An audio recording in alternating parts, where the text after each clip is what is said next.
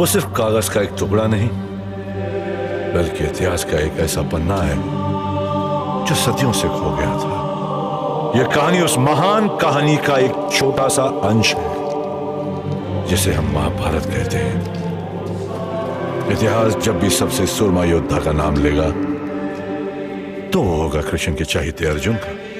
लेकिन वही इतिहास ये भी जानता है कि एक और योद्धा भी था जिसके बाणों में अर्जुन को टक्कर देने की ताकत थी, और वो योद्धा था सूर्यदेव का पुत्र कर्ण, जो सूर्यदेव के दिए हुए कवच और कुंडल के साथ जन्मा था।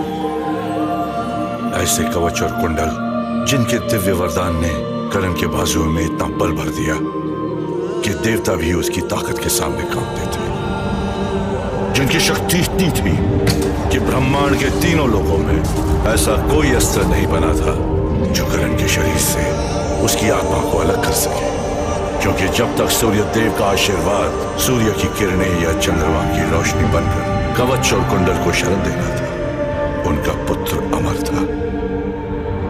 सूर्य की किरणें जब युद्ध के आरंभ की घोषणा करती और उनके तेज से बल पाकर जब कर्ण के बाजू धनुष को थामते तो उसके धनुष से निकले हुए तीर मौत बनकर बरसते। कर्ण के इस वरदान का कहर जब पांडवों की सेना पर टूटा तब कृष्ण को एहसास हुआ कि कर्ण की शक्ति का जवाब रणभूमि में देना असंभव था।